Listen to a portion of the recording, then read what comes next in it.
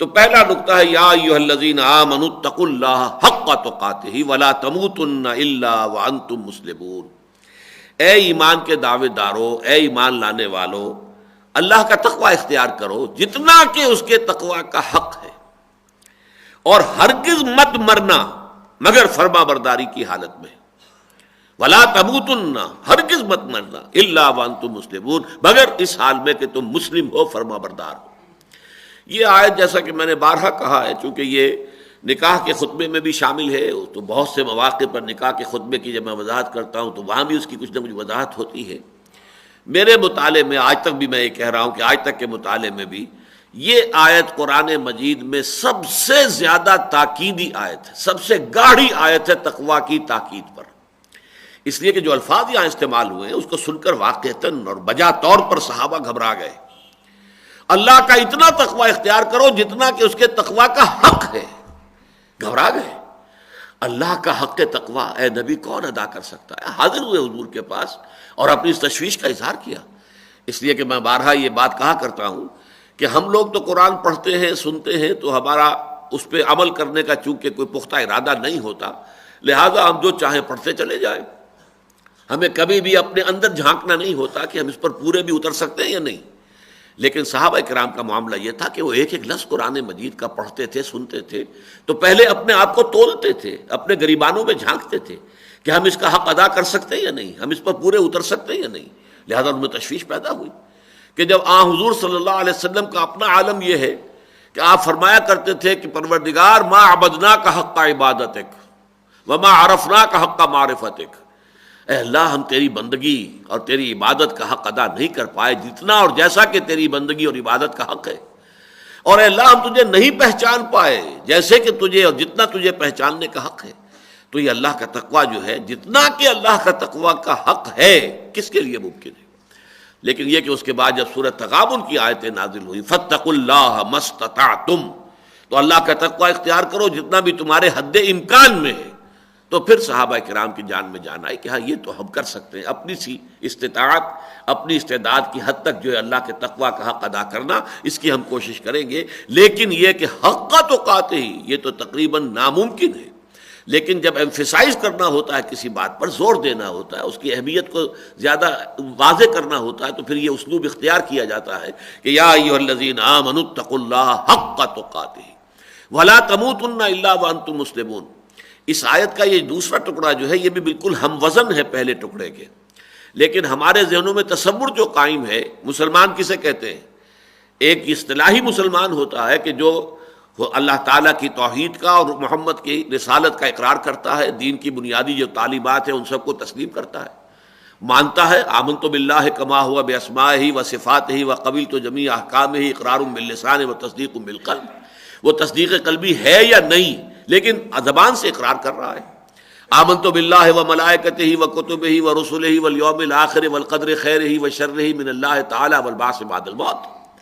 اب جو شخص اقرار کر رہا ہے اشہد ان لا الہ الا اللہ و اشہد ان محمد رسول اللہ، وہ مسلمان ہے۔ نماز پڑھتا ہے تب بھی مسلمان ہے، نہیں پڑھتا تب بھی مسلمان ہے، اسے آپ فاسق کہیں گے، فاجر کہیں گے۔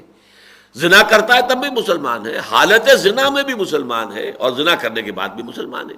قانونی طور پر گناہ کبیرہ جو ہے اس سے بھی کوئی شخص کافر نہیں ہوتا۔ گناہ کبیرہ پر بھی یہ بالکل صحیح بات ہے۔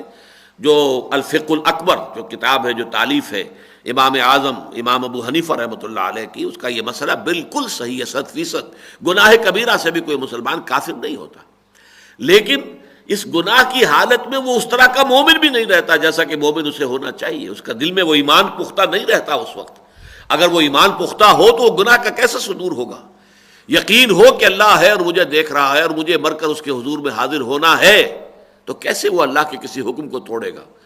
تو جہاں تک حقیقی ایمان کا تعلق ہے، حقیقی ایمان حقیقی اسلام ایک ہی بات ہے، اور قانونی ایمان قانونی اسلام ایک دوسری بات ہے۔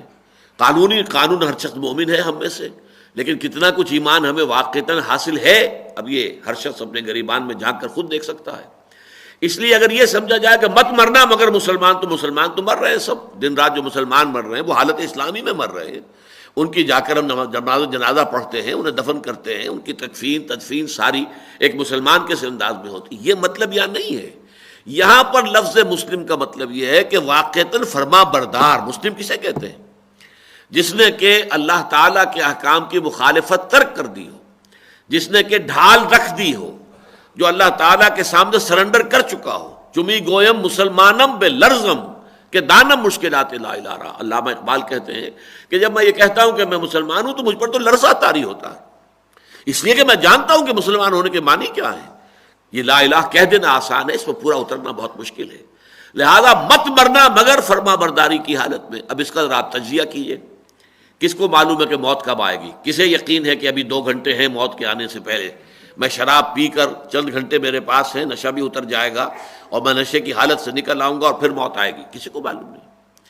کیا پتا کہ اہم کسی گناہ کے عمل میں انسان ملوث ہو اور اسی وقت اس کی جو جان ہے وہ فرشتہ آ کر نکال لے، تو کس حالت میں اس کی موت واقع ہوئی؟ وہ مسلمان تو اس وقت نہیں تھا، حقیقتاً مسلمان تو نہیں تھا، قانوناً مسلمان تھا.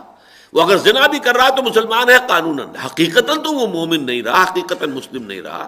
وہ نافرمان ہے، اس وقت فرما بردار تو نہیں ہے، اللہ کے حکم کے خلاف کام کر رہا ہے، اللہ کی اطاعت تو نہیں کر رہا.